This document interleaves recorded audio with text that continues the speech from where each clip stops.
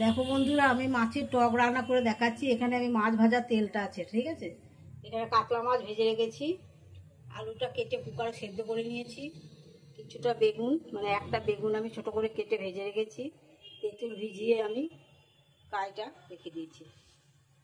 তো এখানে আমি দিচ্ছি 5 ফোড়ন আর শুকনো লঙ্কা।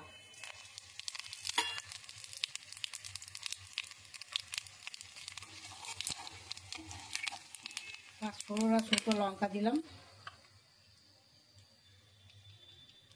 সেদ্ধ করা আলুটা দিয়ে দিলাম। আলুটা সেদ্ধ করে রেখেছি কারণ তেঁতুল জলে আলুটা দিলে সেদ্ধ হতে চাই না, তার কারণে আমি আলুটাকে সেদ্ধ করে রেখেছি। এখন সেদ্ধ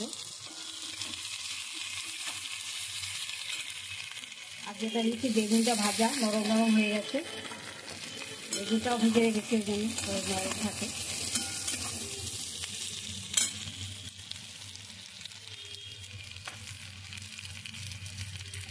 এবার দিয়ে দিচ্ছি আন্দাজ মতন একটু হলুদ,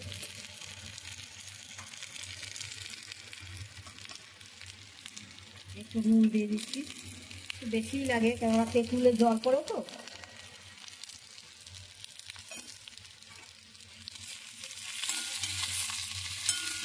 নাড়াচাড়া করে নিচ্ছি, এইটুকু নাড়াচাড়া করতে হয় না, ঠিক আছে। আলু বেগুন দিয়ে করছি, শুধুও করা যায় এমনিও করা যায়। তেঁতুল জলটা দিয়ে দিচ্ছি,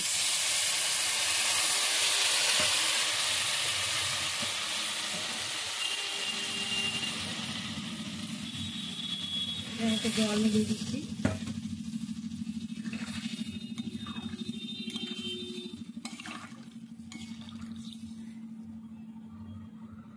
টকটা খেতে খুব ভালো লাগে ভাত দিয়ে, আর একটু জল দিয়ে দিচ্ছি, একটু টক হয়ে যাবে।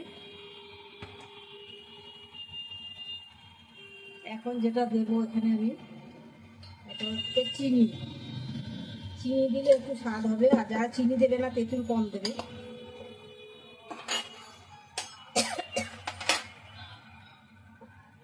তো তোমাদের এই টক কেমন লাগছে জানিও। যারা নতুন বন্ধু তারা আমাকে সাবস্ক্রাইব করে দিও, লাইক কমেন্ট করতে ভুলো না, শেয়ার করে দিও, ঠিক আছে।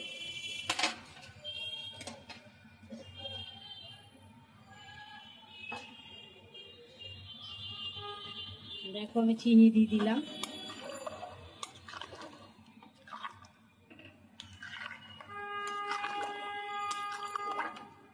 ভালো করে মিলিয়ে নিয়েছি।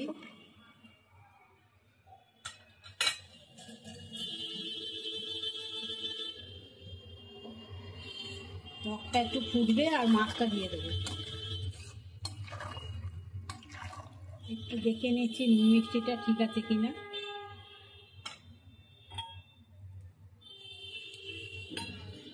একটু নুন দিতে হবে, তেঁতুল পড়ছে তো ওই জন্য এখানে নুন দিলাম।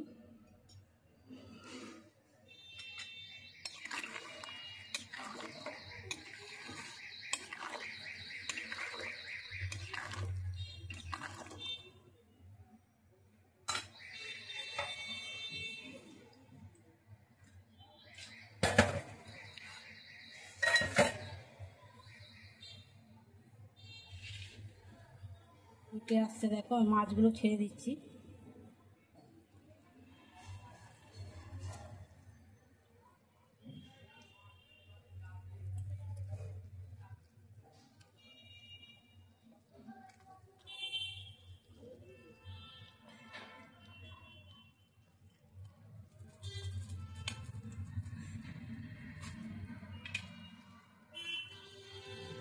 কে কে টক খেতে ভালোবাসো জানিও, ঠিক আছে। আর কেমন লাগছে আমার এই টক রান্নাটা এটাও বলো।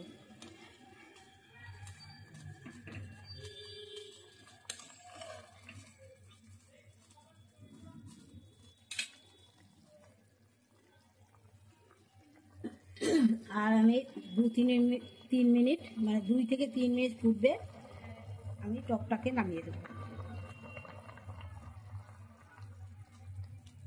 তো টাটা।